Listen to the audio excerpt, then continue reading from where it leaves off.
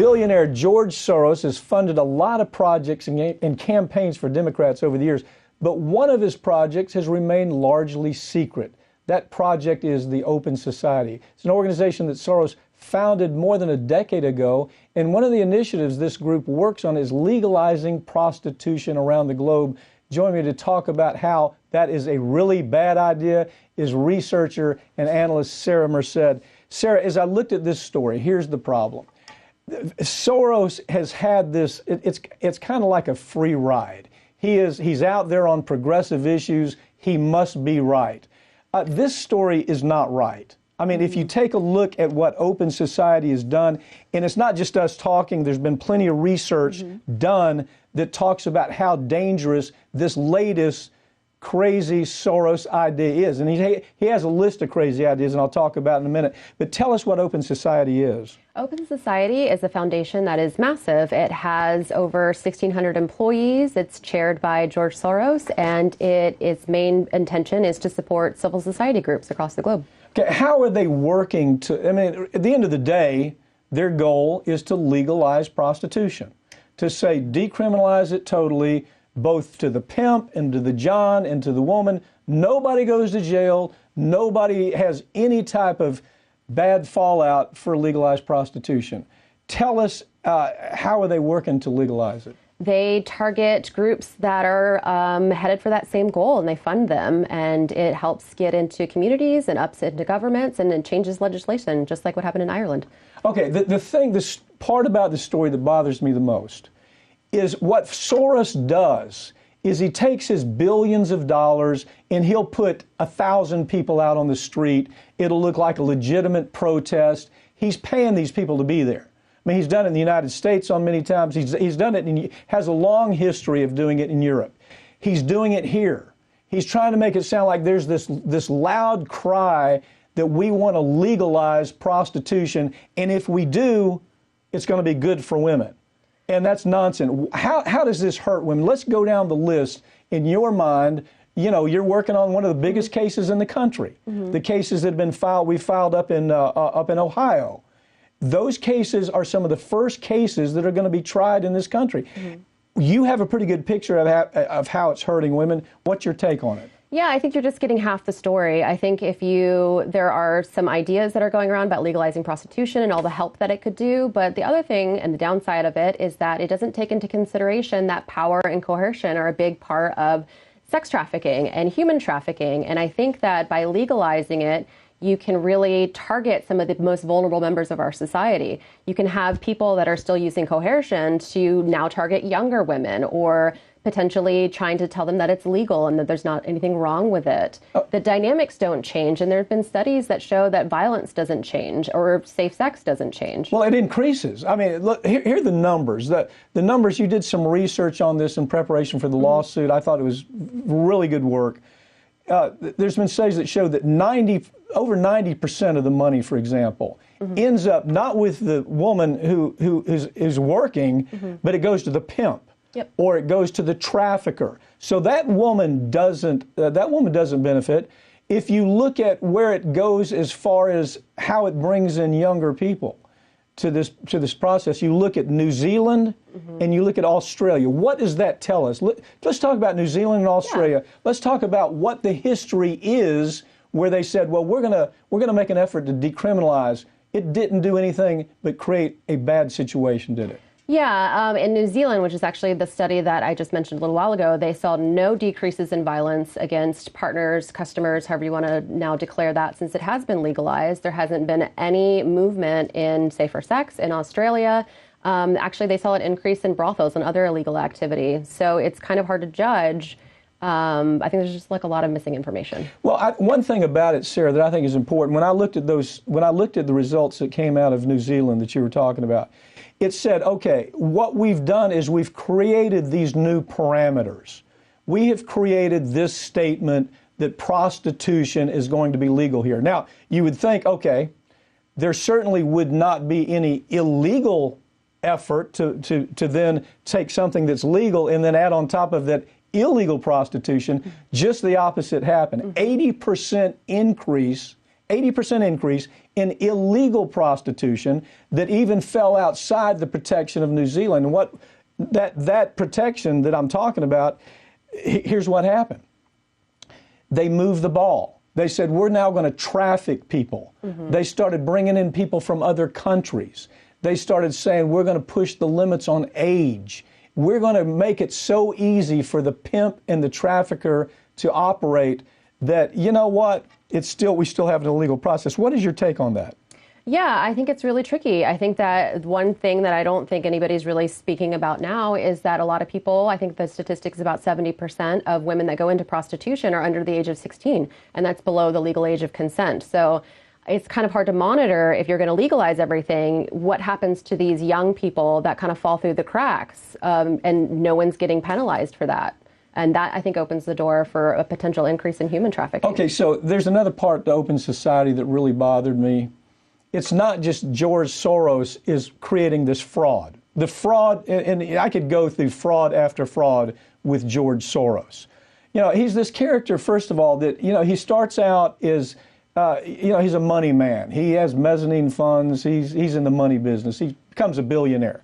And then overnight, he's like he's bored. Okay, I'm going to now become a political and social intellectual. Here you have this guy that seems like he doesn't have enough to do. He seems bored. He says, "Well, my latest thing is we want to have open society. We want to now legalize prostitution." Look, when the public is presented with the idea of legalizing prostitution, when all of his fraudulent smokescreen disappears, what's the result? What are the points? I think that what you're going to be left with is a society that is going to still struggle with what that means. I think that we still have a system where, you know, women have not been given the same work opportunities as their male counterparts. I think that plays into it historically. So you have a lot of women that are going to have a lot of stigma attached to them and no way for a society to kind of embrace them. It's a little sad because it kind of leaves them with no right answer and no right turn. But at the same time, like, decriminalizing does kind of remove some protection for these women that kind of fall through the cracks. And I think there's an argument to be made that women have autonomy over their own bodies, and I'm not trying to dissuade anybody against that. But I think for the most vulnerable members that human trafficking applies to, power and coercion applies to, those people are going to get really left behind. All right, Sarah Merced, thank you for joining us. Good luck with the lawsuit. Thank you. I'm working on that lawsuit. Up in Ohio, I really, but good luck on your end because you're the researcher. You have to bring us the information, and I think we're going to prevail on this case. Thank you for joining me, okay? Yeah, for sure.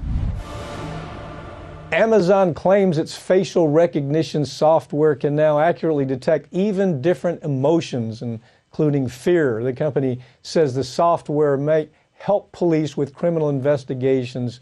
But critics worry the technology is going to be used by law enforcement to conduct totally warrantless mass surveillance. RT's Brigida Santos joins me now from Los Angeles with the story. Brigida, what emotions can the software identify? I find this very, very interesting that they can identify fear and anger and sadness, joy. Tell me about it. Mike, the program known as Rekognition, spelled with a K, can reportedly detect all 7 emotions: happy, sad, angry, surprised, disgusted, calm, confused, and now fear. In a statement, Amazon said face analysis also generates metadata in the form of gender, age range, and attributes. While the company claims identifying emotions like fear could help police with criminal investigations, especially those involving human trafficking or children, civil liberties groups worry that the software could be used by police departments to conduct warrantless mass surveillance or commit other abuses, especially because these emotions aren't necessarily shared across all cultures. Well, so they have to make a giant leap. They see a picture of this, somebody looks sad, they look fearful. I mean, you know, what's the next leap? They look fearful, therefore let me pull them out of line and do a body search. Who knows? Look, police departments are already using this program. Explain that a little bit. People are going to be surprised to learn this. Well, last year, the American Civil Liberties Union published documents revealing for the first time that police departments in Oregon and Orlando were using Rekognition. Now, in Oregon, I'll give you an example of how police were using it. They used it to investigate a $12 theft in one case at a local hardware store. After scanning the store's surveillance footage through Amazon's facial recognition program, they were able to find a possible suspect. So they flagged that suspect's license plate and they later arrested her. Police departments are also licensing the program to compare surveillance footage to mugshots. Recognition has also been pitched to Immigration and Customs Enforcement, and a new troubling report reveals that Amazon's smart home surveillance company, Ring, has partnered with at least 225 police departments across the United States. While Ring doorbell cameras don't currently have facial recognition capabilities, the company has filed patents to incorporate Amazon's facial recognition into its products. So this is a slippery slope. The partnership between Ring and law enforcement agencies, it's a little troubling, isn't it? Under the deal, police are contractually, if I get this right, I think they're contractually required to market Ring products to residents. I mean, what else can you tell me about this peculiar partnership that's taking place between the police and this company? Police across the country are encouraging residents to adopt Amazon's doorbell surveillance cameras and to participate in the Digital Neighborhood Watch. In exchange for marketing, participating police departments receive free Ring products and a portal where they can view a map of all active Ring cameras in town. Now, through the portal, police can also ask consumers to hand over their personal surveillance footage without a warrant. Now, I do want to stress that consumers must give police permission to obtain their personal footage for use in criminal investigations, but police are using fear-based marketing to get consumers to opt in. Some of those consumers may not know that they also have the option to opt out. The documents also show that for every local resident who downloads the Neighbors app, certain police departments get a credit toward more free Ring cameras for residents. The program has nearly zero oversight because there are no federal facial recognition laws and because it shifts government mass surveillance efforts to the private sector. This is a very bizarre loophole. Police already have access to public street cameras to help them track down criminals. This gives them even more coverage while allowing them to skirt legal boundaries. Here you've got Ring saying, hey, put it on your house, start a neighborhood watch club, put up the big cameras right on your street, and we're all going to watch everybody. It doesn't take a genius to understand probably where this is going. But so it leads me to the next question. How accurate is Amazon's facial recognition tech? Is it working? I mean, is this recognition technology really working, or is it fraught with mistakes? There are definitely flaws. Amazon even says that its determinations can't be made with precise accuracy. And in one test, Recognition misidentified 28 members of Congress as criminals. Disproportionately, they were people of color. This is common. It disproportionately misidentifies women and people of color in other arenas as well. And we know that gender and ethnic bias in machine learning is common. We've covered it on this show previously. And when you add that to policing, which also has its own problems, it's very dangerous. People need to realize that police are selling fear to get consumers to help the government conduct mass surveillance on their friends, families, neighbors, and strangers without a judge, without due process, and without a warrant.